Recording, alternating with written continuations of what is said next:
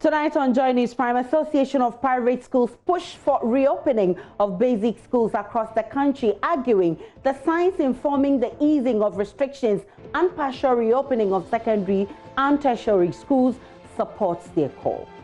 Our clamor for full resumption of academic work is based on our desire to salvage Ghana's sinking educational fortunes. 4 children who were badly injured after they incidentally detonated a set of explosives they chanced on at a beach in Accra said to be recovering. The accident has, however, left residents anxious and terrified.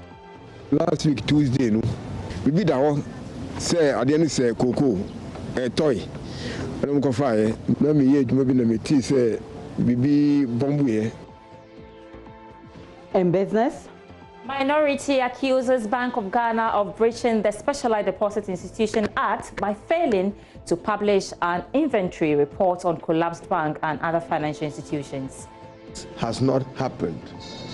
A grave breach of the law. My name is Aisha Ibrahim. We're coming to you live from our studios in Kokomlemle here in Accra on your digital terrestrial TV because we are free to air. We're also live on DSTV channel 421 and GoTV channel 144.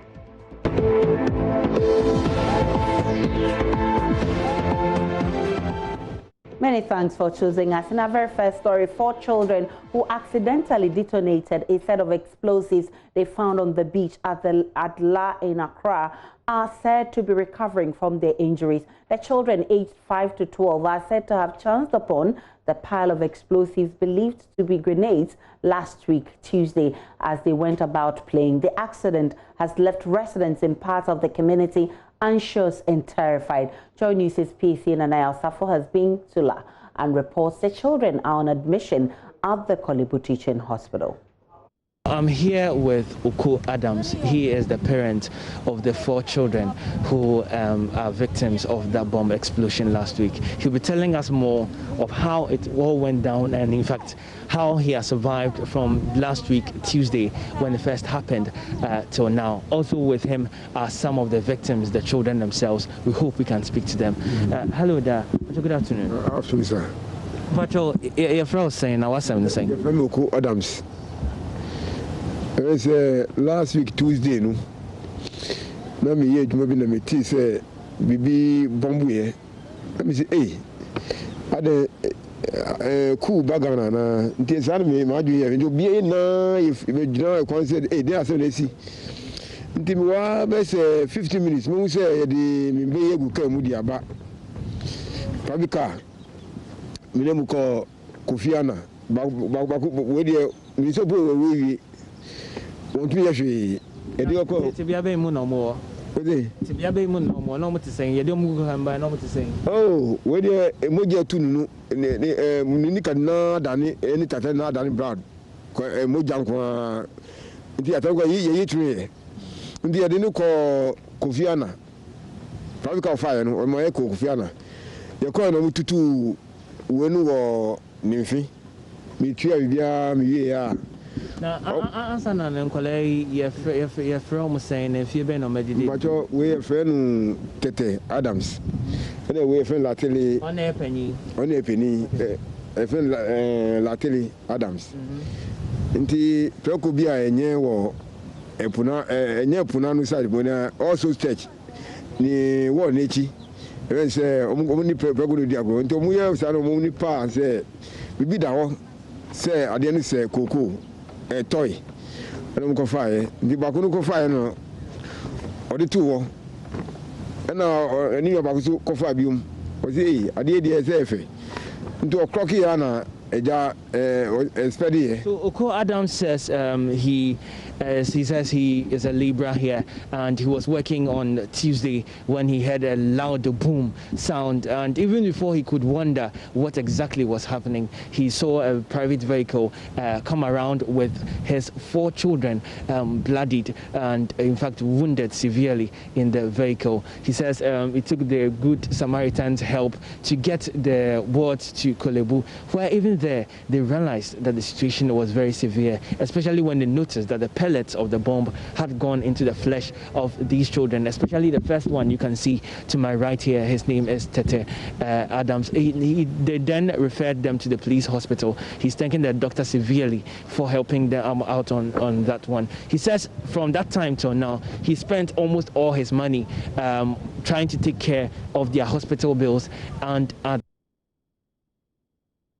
all attempts to get the Ghana Armed Forces to react to the issue proved futile, as Colonel Agrekwashi, Public Relations Officer of the Ghana Armed Forces, says they will respond to this later. Now, the Ghana Education Service has reviewed its sanctions meted out to some 14 students who were dismissed on the grounds of various acts of misconduct during the ongoing West Africa Senior Certificate Examination on August 3, 2020. President Akufo-Addo on August 9 directed Education Minister Dr. Matthew Poku-Prempeh to engage the GES to reconsider its decision to ban some SHS students from writing the rest of the papers. The Director General of the Ghana Education Service, Professor Kwesi Opoku-Amankwa, in a signed statement revealed the sanctions will be as follows, and he says, as requested by His Excellency the President of the Republic, the Honorable Minister of Education Management has engaged the management of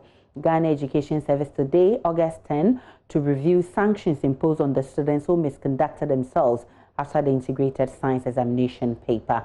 In the light of the review, the following decisions have been made. The unlisted students are permitted to write their WASI in their respective schools. Nicholas Kobina, Cardinal Swapim, and John Kofi are of Secondary College. Simon Ameyobo, who is a senior prefect, Thomas Anoche, and Miss Juliet Amwakua, all of Chenebo Akodia Senior High School. However, the following disciplinary actions taken earlier still remain. The 13 students named above are dismissed. They are to leave the various school compounds immediately. Heads of the affected schools should allow the students involved to come to the compounds to write any paper they are due under guardian escort. They should also leave the compound immediately after the paper with their guardians. All students who are in the school where destructions of school property occurred are to be surcharged for full cost of the damage. Results of these students will be withheld till they have fully paid for the full cost of items destroyed. And further, all acts of vandalism and other criminal acts must be reported to the security agencies for further investigations. The action taken against teachers who are alleged to have violated exams rules and undergo investigation also remains, and is signed by Professor Opoku-Amankwa, Director General of the Ghana Education Service. Let's remain with education, but also talk about COVID, because the Ghana National Association of Private Schools is pushing for the reopening of basic schools across the country, arguing the science informing government's easing of restrictions and the partial reopening of secondary and tertiary schools supports their call. At a news conference Monday afternoon, the association said about 9.2 million basic learners have had the education stalled as a result of the school closure in March as part of measures to contain the spread of COVID-19. Acting President Dr. Damascus Turusong says keeping the children at home beyond September 15 will have grave consequences, especially when the number of COVID-19 cases recorded among the final years was minimal. Joy News' Faustina Safo has more from the news conference. It's been 4 months since government ordered the closure of schools across the country in a bid to contain the spread of COVID-19. Since the announcement, school children from kindergarten to upper primary have had to stay home.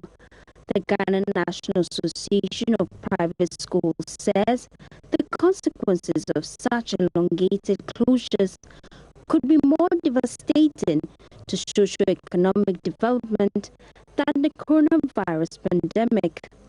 Our clamor for full resumption of academic work is based on our desire to salvage Ghana's sinking educational fortunes. Is based on our desire to salvage Ghana's sinking educational fortunes. The successful return of final year basic and senior high students to school on 22nd and 29th June 2020 is a case study for the reopening of schools at all levels. While admitting that COVID-19 infections were reported in some senior high schools after the candidates returned to school, it is worth noting that the number of infected students and staff was so negligible as to become statistically insignificant. The association claims about 200 workers have lost their jobs as a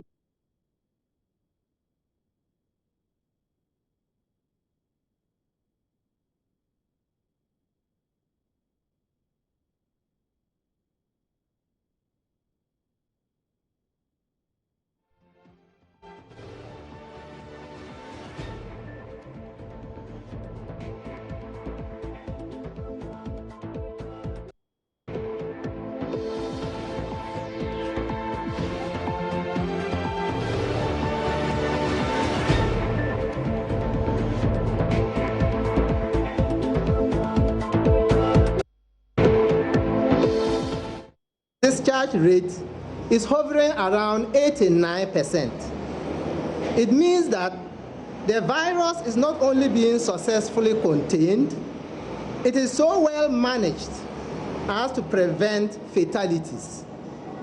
For this reason, most sectors of this country, you can talk about the political sector, religious, transport, trade and manufacturing, hospitality and tourism, are returning to normalcy and learning to live with this virus, which is in no hurry at all to pack and leave us alone. Our educational system must also learn to operate, even in the midst of COVID-19. The association also condemned the conduct of some WASI candidates involved in acts of violence and vandalism in parts of the country, and cautioned BEC candidates to ensure any form of examination malpractice and misconduct. The Education Minister has already ruled out the reopening of schools this September.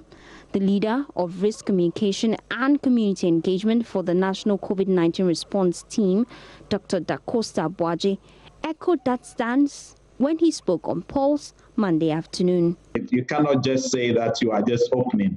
It may need that there might be infrastructural changes, there might be logistical needs and all the others. People might have to undergo several trainings and others. So certainly we have to look into this to see if we have to open the schools in September or not. But I remember the Education Minister has said that school is not reopening. So we still have to engage and see what happens. Faustina Safo's report for Joy News.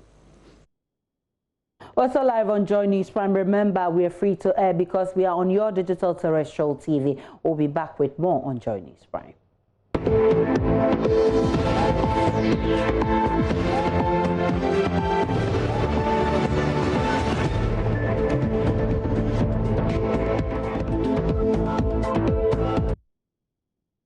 Back to Joy News Prime, now to the rest of our stories. And the Ghana Statistical Service only recently announced an estimated 500,000 workers who have lost their jobs as a result of COVID-19.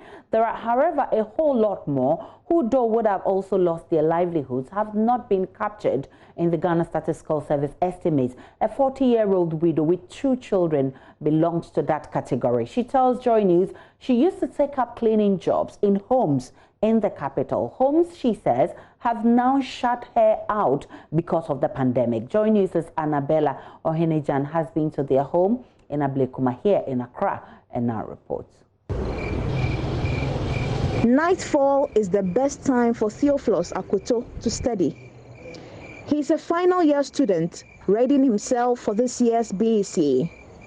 But Theo has many hurdles to leap. Tonight, like many other nights, Theophilus and his brother would be going to bed with no food. As he flips through his books, his legs are swallowed deep in the bucket of water. I asked him why.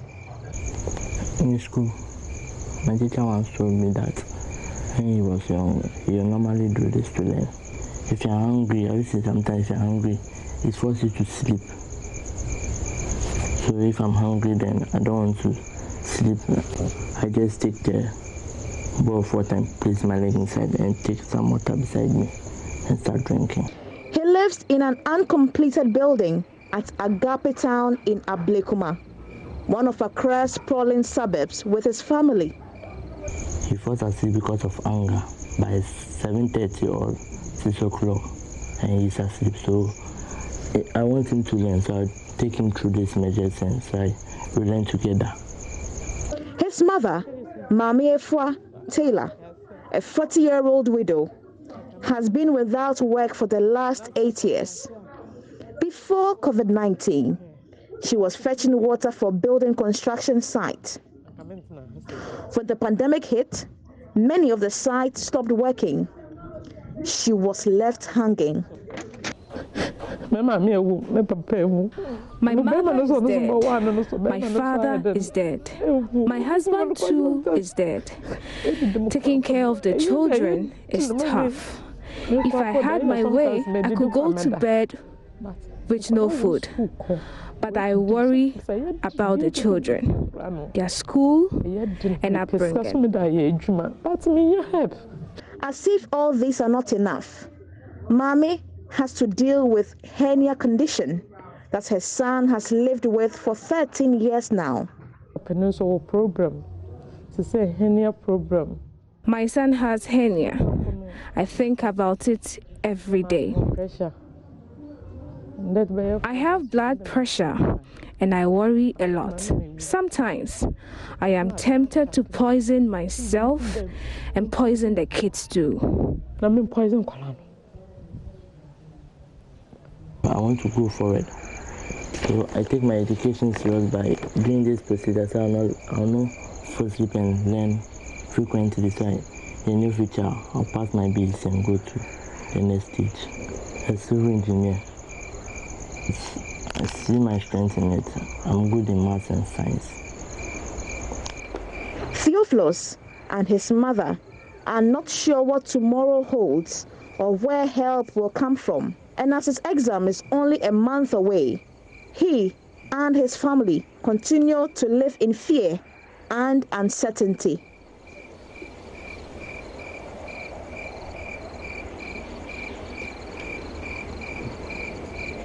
Sad story indeed. I know.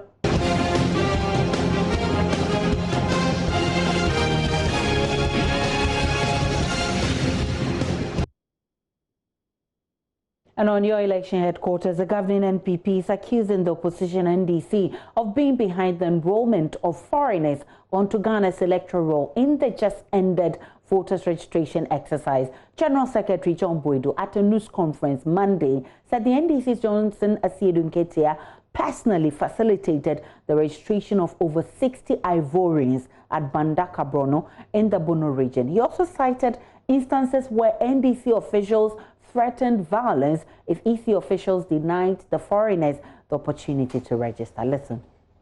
Asiedu in Banda constituency insisting that with a truckload, and just as they did to you, the media people, instead of them to even bus them, they couldn't bus them. They just got a cab truck and loaded them into it. And was insisting, that's it, and intimidating, and to some extent even insulting the police. This is what he did by insisting that these people must be allowed to vote. Because they were coming in batches, insisting that people who are not qualified, who are not citizens, who may not be resident or ordinary residents in the polling station they want to register, should be allowed to register. Unfortunately for him, as they finish registering and they are going with their Kia truck, one of the tires got burst. And the security agencies, particularly the immigration, was alerted. We realized that 66 Ivorians have managed to cross with the help of Asiedu Ketia and his party to register to vote in our upcoming elections in December. And sometimes you ask yourself, the electoral officials, if someone comes and says, my name is Kwame Kobna, some of them Kwame Kobna, Yaodamu, some of them Kwame Yao. Atakwame, you look at Atakwame, you must say that the same name is Kwame. Kwame Yao. This is what's happened. And this is what, if our agents or security agents try to challenge, the NDC creates an impression these are errors that we are preventing from registering. The NDC General Secretary Johnson Asiedu-Nketia has meanwhile denied the claim, saying it is rather the opposition party, the NPP, which blew the NDC rather, which blew the whistle on the foreigners believed to be from Cote d'Ivoire.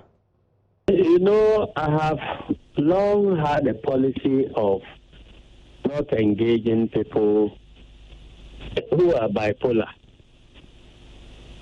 And but for your insistence, I will not be responding to anything that my brother John Bodo will be saying, because it is very, very clear that he's displaying the symptoms of a bipolar personality. The reason being that NDC team actually intercepted the Ivorians, prevented them from registering, and they were going back. The NDC team was planning to even burn down the foreign registered vehicle, which was carrying the Ivorians, into an MPP stronghold called Cabronu for registration. So they succeeded in preventing them from registering. But on their way back, they were with the MPP regional chairman and the candidate Do Dankwa, who now ordered them to come back and came to the registration center in Cabrono and insisted that they be registered. And there were 66 of them. They were all challenged by NPC party agents. And in spite of the challenge, the NPP insisted and got all their voter ID cards for them to return back to Cote d'Ivoire. So the NDC actually reported the matter at the police station. It is in the police diary, and proceeded to report the matter to immigration. It was from the insistence of the NDC that these people were arrested at the border. The governing NPP at the Monday news conference also demanded an apology from former President Mahama over what it describes as the hate speech he delivered during the registration exercise. So we in the NPP expect him to go further, to apologize to this nation for the dangerous ethnic sentiments he raised, jeopardizing the security of the state with unwarranted attacks. His actions, which were mirrored by the leadership of his party, unduly created fear and raised political tension in the country. Certainly, Ghanaians didn't deserve this from an immediate past president of this great nation of ours, who again is seeking for the mandate of the people. The NPP announced the launch of its 2020 manifesto on August 22, 2020. And to the Minority General Secretary of the Opposition NDC, Johnson Asiedu-Nketia, says allegations by the General Secretary of the governing NPP, John Buedo, that he facilitated the registration of some perceived Ivorians in the just ended voter registration exercise is untrue. He denies ever facilitating foreigners to register and says it was the NPP that rather facilitated the registration of the people perceived to be Ivorians. He spoke on Top Story a short while ago with Evans Mensah.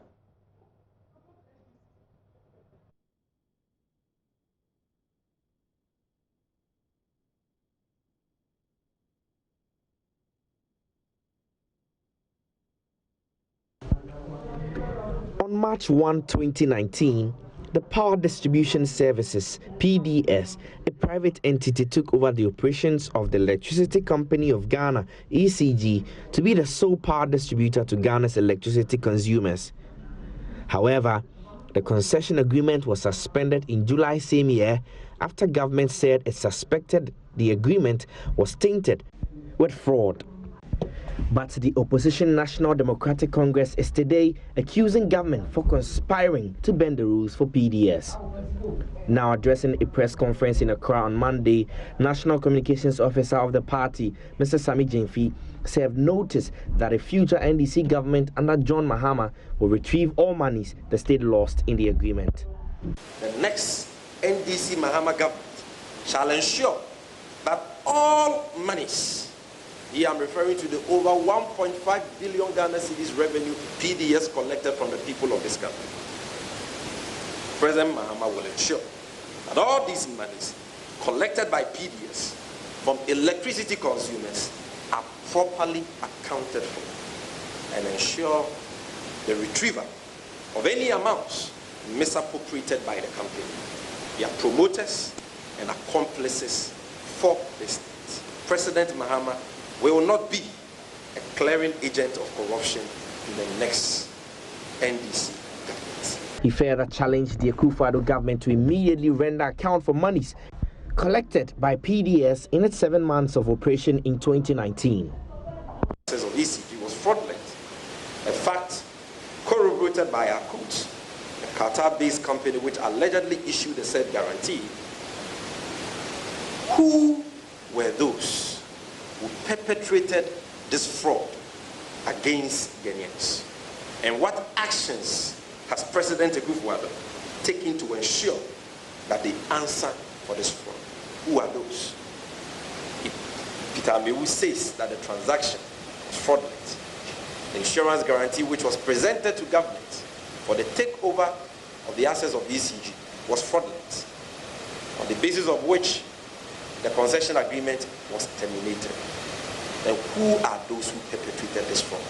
And what has President Akufo-Addo done to them?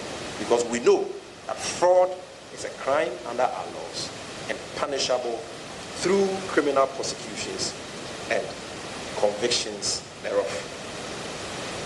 Number two, who are the state actors who neglected to perform their fiduciary responsibility to the state by failing to conduct the necessary due diligence on the insurance guarantee presented by PDS? And what action has President Akufo-Addo taken against them as we speak?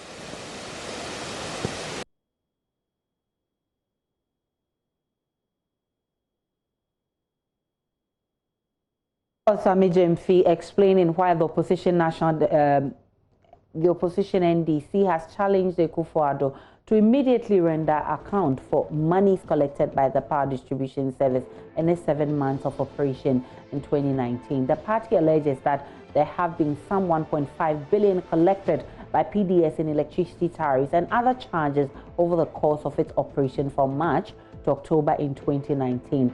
And of course, the Energy Minister, who will be responding to this tomorrow, will be following up and bring you all the updates. We'll take a break on Joy Newsman. When we return, there is more Plus Business.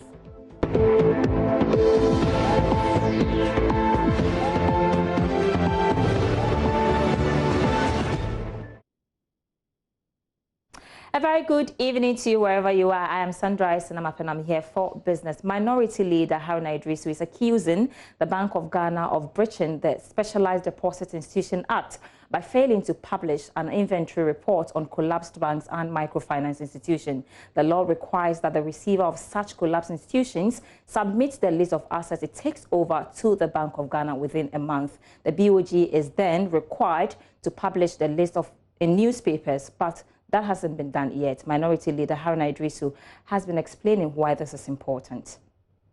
According to the Banks and Specialized Deposit Taking Institutions Act 2016, Act 930, Section 1301, and I quote, "A receiver shall establish a new financial position for the bank or specialized deposit-taking institution based on a determination of liquidation values of the assets of the bank or specialized deposit-taking institution, emphasis, values of the assets of the bank.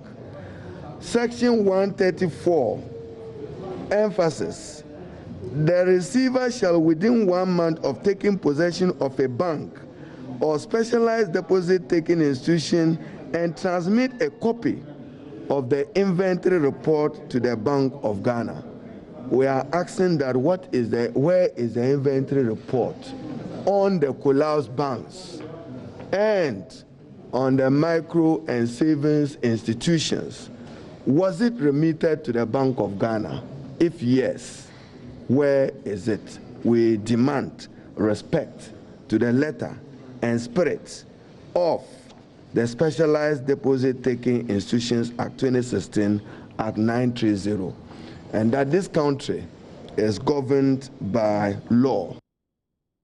Haruna Idrisu is also demanding an update on the 450 million cedis used by government in funding the Consolidated Bank Ghana, and also a disclosure of the real owners of the bank.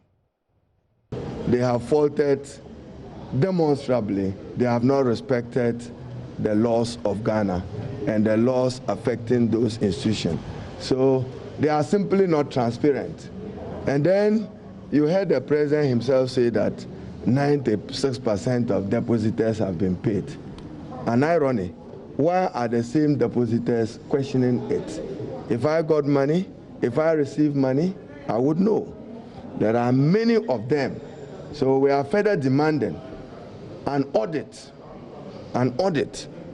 of those depositors who have been paid in order for us to ascertain whether we can rely on the president's so-called 96%. God bless. Thank you.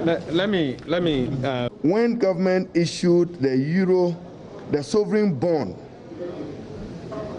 of 2018, government again reported, and I'm quoting, that it was dedicating an amount of 450 million Ghana cedis for CBG to finance the sector bailout.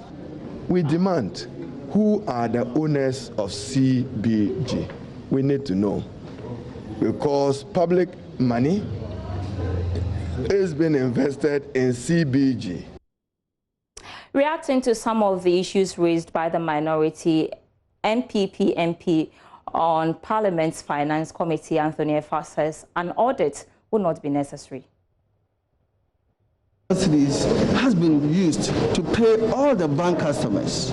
12 billion cedis has been utilized. Now, an additional 5 billion cedis was provided for the microfinance companies and the savings and loans companies, the finance houses. And it adds up to about 92% of all the clients under these microfinance houses, microfinance companies, the finance houses, and the savings and loans companies have all been paid. Now, there is an additional 3 billion cedis that was reported in the mid-year review by the Minister of Finance about 2 weeks ago.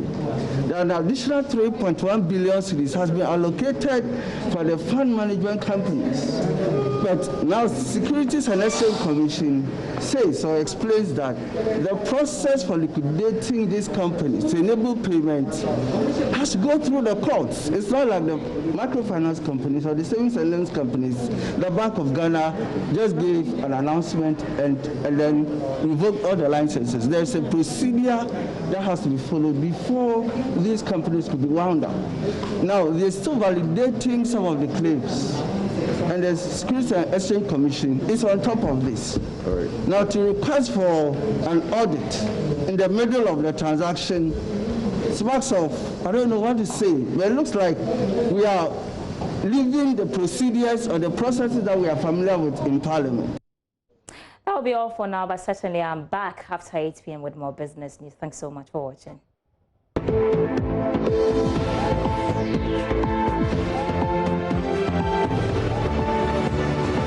Welcome to the Sports and Joy News Prime. I'm Gary L. Smith. Now, if you thought heading the position as president of the Ghana FA is the biggest footballing one in the country, Nana Yao Amponsa, the new chief executive officer of Asante Kotoko, disagrees. Despite contesting the GFA post in the last presidential elections, he claims the CEO post at Kotoko is the biggest job of all in the country.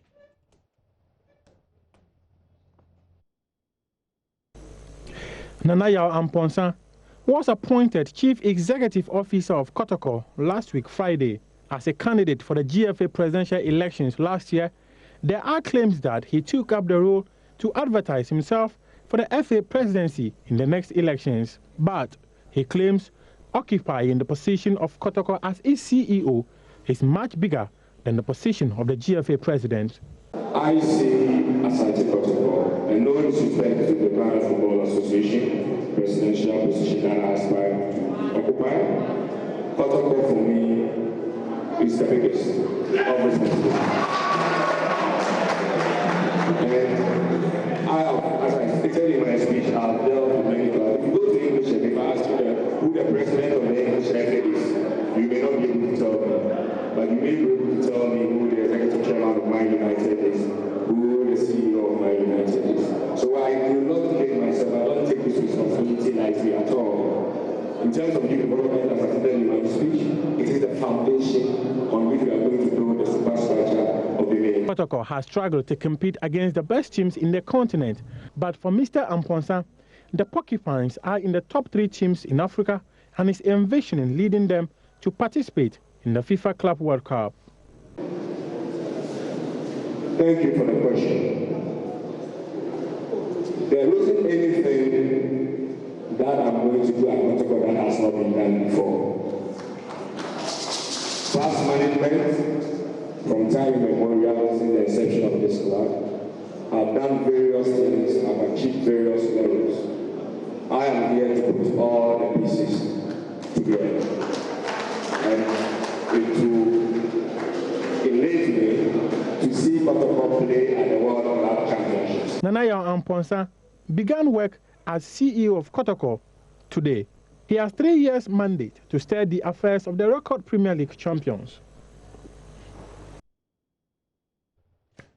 Former World Boxing Organization, the WBO Africa Super World Topweight titleist Patrick Alote wants the Ghana Boxing Authority to officially announce the lifting of a 6-month ban imposed on him earlier this year for assaulting Asante Kotoko, an Asante Kotoko supporter at the Accra Stadium. In an interview with Sports Today this afternoon, a remorseful Alote wants a public announcement to avoid consequences in future. The former World Boxing Organization Africa Super Welterweight titleist was seen in a viral video punching an Asante Kotoko supporter, Michael Siao Ejiman, early this year. He was banned by the Ghana Boxing Authority over what they described as unprofessional. His 6-month ban came to an end this month, and he's calling on the boxing governing body to publicize the lifting of his ban imposed on him. He will find, maybe within this week, he will find a day and go there to the GB and talk so that they will find a solution to that.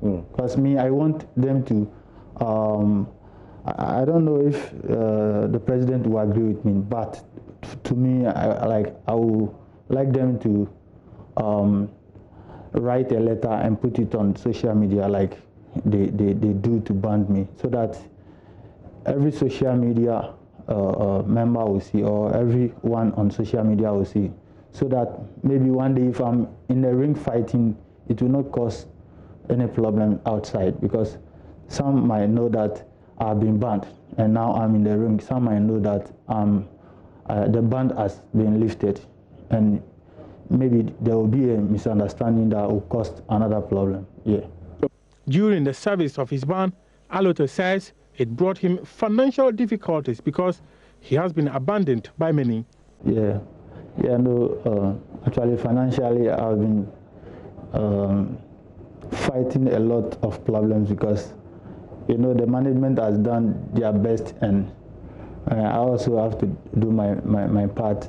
But financially I'm finding things difficult because of this COVID. You know, there's no fight, and also a lot of financial problems I've been facing at home. That one I can't tell about it more, but automatically I've been in financial problem a lot that I need more help from people and the funds, but because of the issues that the issue that went viral, a lot of my friends that were supposed to help I think. And that's the sport for now. I'm Gary Alsmith. Thank you for your time.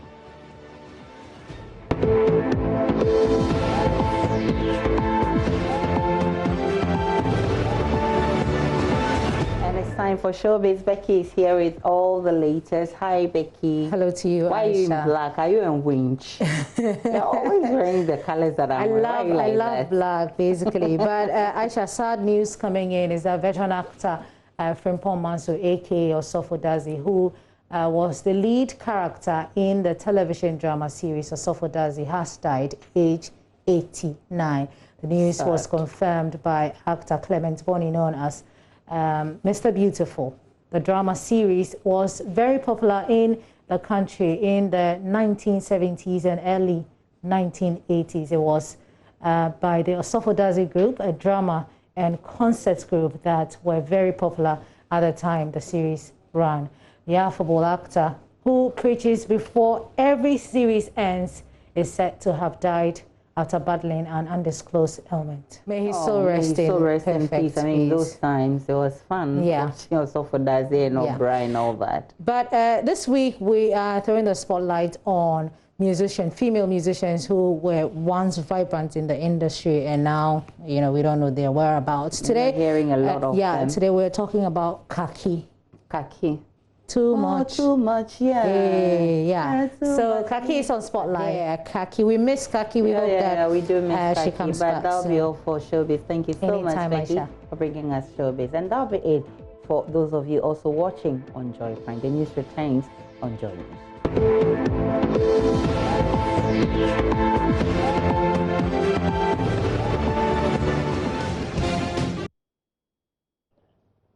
Welcome back to Joy News Prime. Now, the Electoral Commission might have rated itself highly for how it organized the just-ended voters' registration exercise. For some youth of Bukom in the Ododo constituency, though, the EC's failure to do enough public education in their communities, leading to poor adherence to COVID-19 protocols, has compelled them to score the process less than 70%. Today, Nancy Emefa-Jodosi took the microphone to the heart of Bukom and brings you more in the following report.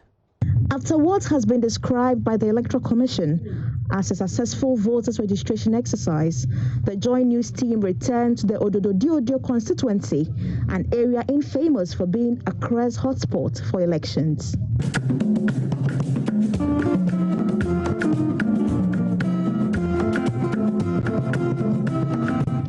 I met 3 men at Bukom specifically. They had quite a number of things to say about the just-ended exercise. 28-year-old Samuel Ayite scored the EC 70%. For him, the Commission's failure to educate residents to wait for officials to come to the registration centers accounts for that score. COVID-19, baby, I will vote in. ID card.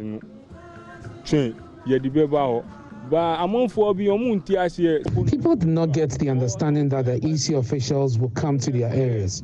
So a lot of people moved and massed up at one polling station.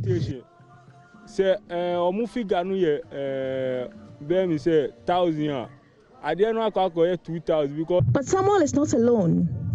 Theophilus recounts how he met long queues at his registration center when he arrived there as early as 4 a.m. It's sorry, no party to 4 o'clock. Me do a lie, was I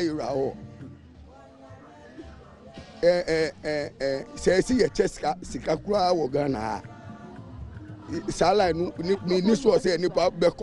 The first week, I went to the polling station at 4 a.m. and the crowd I saw was unbelievable. I found people who live in other areas around. I questioned them, but they told me the EC will not come to their communities.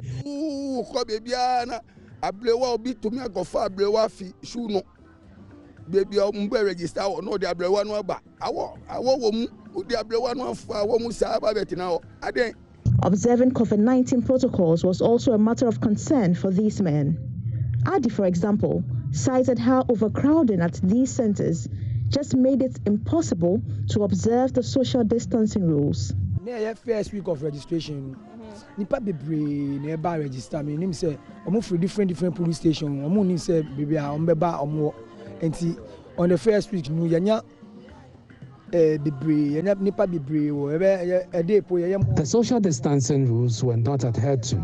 This is all because of the crowding at the polling station. The first few weeks were terrible, but getting to the end, the numbers decreased. 2 hours na nipa ba ko beba yanya 15 a day 13 enti first Nuna first week na overcrowding Accra, but as the weeks goes on, numbers no decrease and the problem or social distance for Accra. Not only did these three have concerns, but also proposed other methods the EC could have implemented to close those loopholes. Samuel was of the view that the Commission should have visited the community to educate residents. Next time, send you The EC should next time come around with mobile vans because not everyone has access to TV or radio.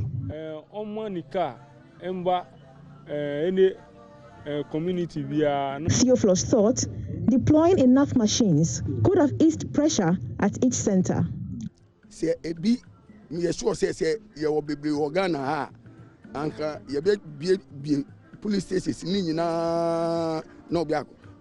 Despite their mixed feelings, they remain what one would describe as your proverbial patriotic citizens, pledging to help promote peace and unity ahead of the elections in December.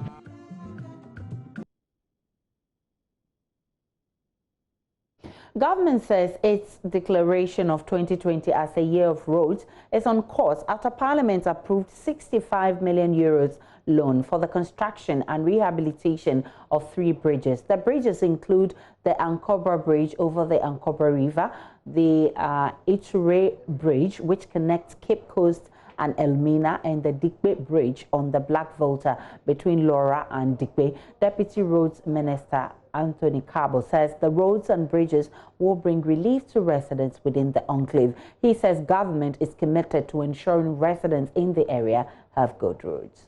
Today is a big day for the people of Laura, Upper West in particular, for the fact that the President and the NPP government has answered our long cry for this bridge to bridge the gap between the Burkina Faso and Ghana, and so it's a major issue. And you also have 12 kilometers of town roads that will also construct the bypass of the main Laura town to the bridge site, and so it's a major issue for us.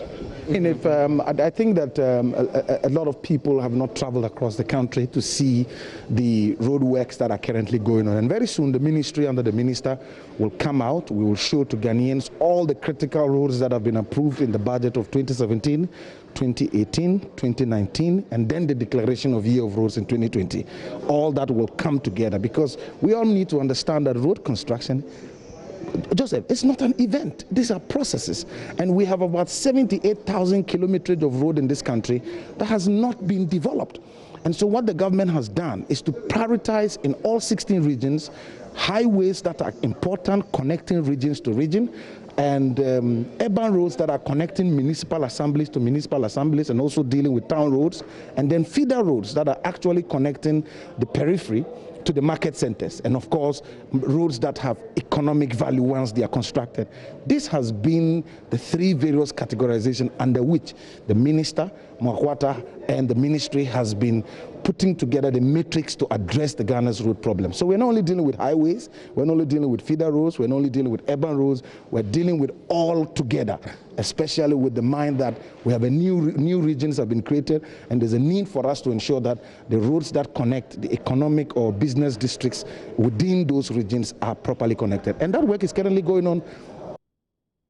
Recent complaints by Dome Kwabenya residents in a Joy News report about the poor nature of roads at Naman. The deputy minister urged the residents to be patient. He says the contractor has started working on the road from other parts of the stretch and will get to their neighborhood very soon. The Dome road is also connected to the Dome-Ketasi road, which is an exit route for us. And that road is currently under studies. We have gone through the loan agreement in this house, the Saudi fund, which is going to be dedicated to constructing that road. And so, as we speak, currently there's some works going on within the Dome community. I'm sure you would admit that some major road works have gone on in the area. And I think that the people of Dome must be patient. This is the one government that is paying attention to addressing the road conditions in Ashomang, the road conditions in Dome, in Pelatu, and in all those sprawling. I can't tell because, I know the work is ongoing and I know that the contractor is doing his possible best, but all these roads cannot be constructed at the same time. We need. Away from roads, the police CID says it is on the hunt for a number of persons it believes are members of a syndicate. We'll take a break on Joy News Prime. When we return, we'll bring you the details.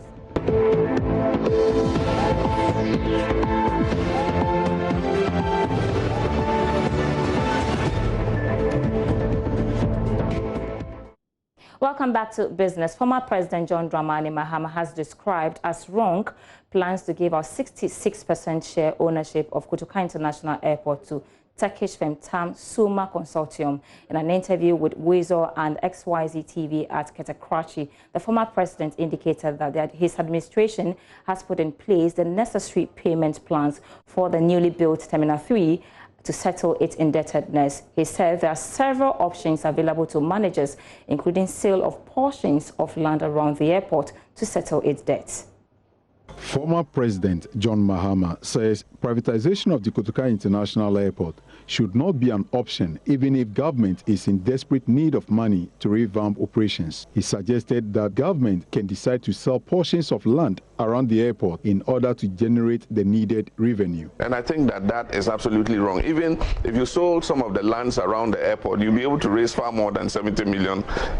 So if it's $70 million we want, the other ways of raising it, the value of the lands around the airport alone are far in excess of $70 million. He further stressed the need for government to consider partnership and not surrender 66% shares of the airport ownership. Given a concession to take over the airport and run it. The concession is a disguise. Behind that, in the period of the concession, 66% of the ownership share of the airport will be transferred to the Turkish company at a cost of $70 million. Meanwhile, the aviation minister, Joseph Kofi Adda, in an earlier interview with Charles Aite, maintained that the airport needs strategic investors. And I think going forward, we have to look at any of the strategic partnership. And that should bring a lot more to Ghana Airport Company. And so that was something that we're looking at in terms of what we really do with any entity that sees potential in Ghana that wants to be part of the operations of Ghana's aviation sector. The State Interest and Governance Authority has justified support from Ghana National Petroleum Corporation, GNPC, to government institutions and other firms in the name of corporate social responsibility. According to the Public Interest and Accountability Committee, GNPC last year spent $645 million to support some state institutions. PIAC warns the support outweighed GNPC's total equity financing expenditure and has called on Parliament to cap its expenditure. But Director General of the State Interest and Governance Authority, Stephen Asamoah Boateng, does not think that these concerns are well placed. The Chief Executive Officer, Dr. Keke Sapon, has managed their resources very well, especially in the face of exploration of new oil fields. The Volta Basin had gone on, and some other areas of work was being done. There was no cutback on those areas. But when COVID hit, corporate social responsibility, it's something that the company themselves have undertaken. The board has agreed that they should do some work within the local community. It's not something that is compulsory and it has to be done because it's by law. But it's good to do good things in the community. It's part of effort to help central government. But once they realized the impact of COVID, they realistically came down from 55 to 35, which is still not bad. I mean, 35 million Ghana cedi. And I know they've already started some projects already. I saw a project in the north with one of the, I think Dominic Dua was commissioning a project in the north. So they are carrying on, and it's not. Now, the world is certainly driving towards an ICT age, but how much revenue is government generating from the e-commerce sector? Well, in our quick take today, we tell you how government intends to generate revenue from the tech space. One of the sectors that has really benefited in these times have been the ICT sector. Is it possible? Can we ever mop revenue from there in terms of taxing? Any company that plays in the ICT space, as the regulator, we want to register them, right? Also, individuals who are in this space, whether it's at a graduate level, practitioner, or professional, we want to also register you. And therefore, if you don't do these things, if you are ever applying for a government contract, it will be one of the requirements that PPA will look for. How soon is this going to happen? We are working on it right now. Time now to do some trading in commodity news.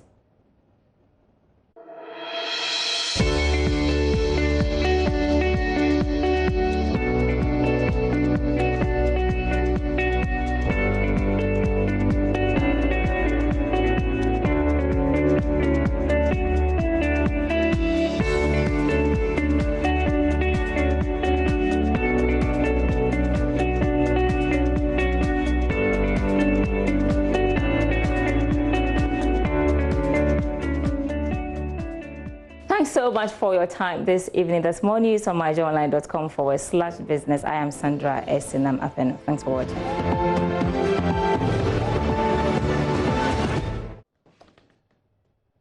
Welcome to the sport. I'm Gary Al Smith. This is the second part, and the board chairman of the club licensing committee, Dr. Kwame Banuakon, wants Kotoko to be the blueprint for other football clubs in the country to emulate. According to him, the Porcupines have the required personnel to be a model club. Kumasi Asante Kotoko is arguably one of the biggest clubs in the country that command the huge number of supporters. Many believe that when there is patronage for games involving Kumasi Asante Kotoko and Accra House of Oak, the success of Ghana football would be on the rise.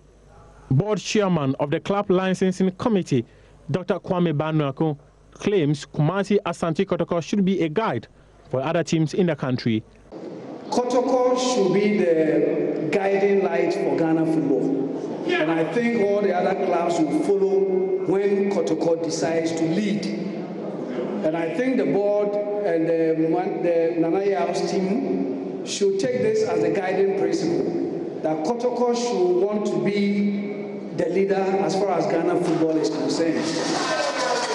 And in doing so, we expect Kotoko to do the right things. I have a bit of a history in the last few months relating to fines imposed on Kumasi Asante Kotoko.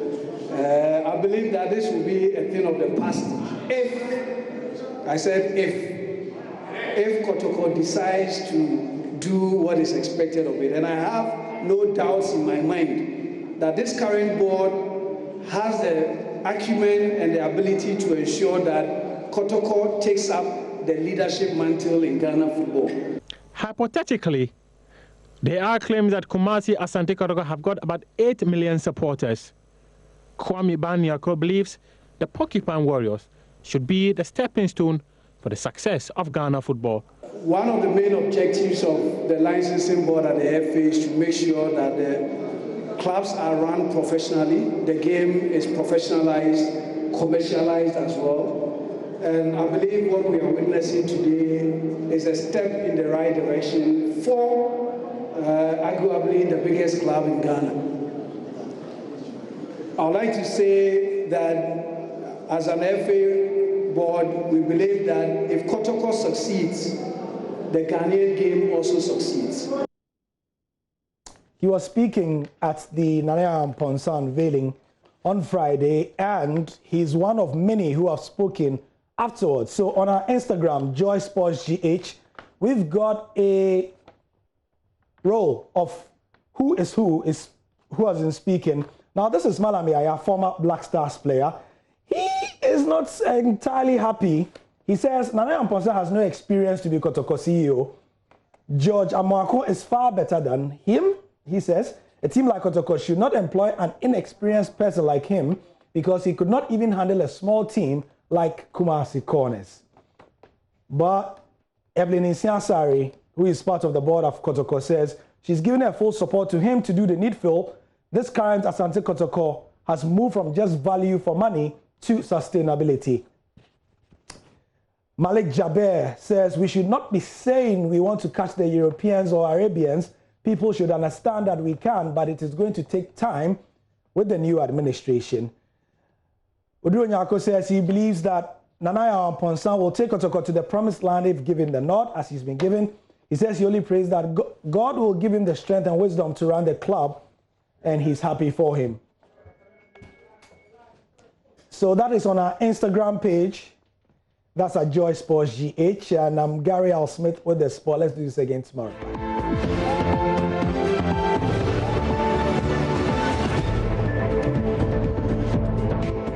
Up joining News Prime tonight. My name is Aisha Ibrahim. On behalf of the rest of the production team, have a great one.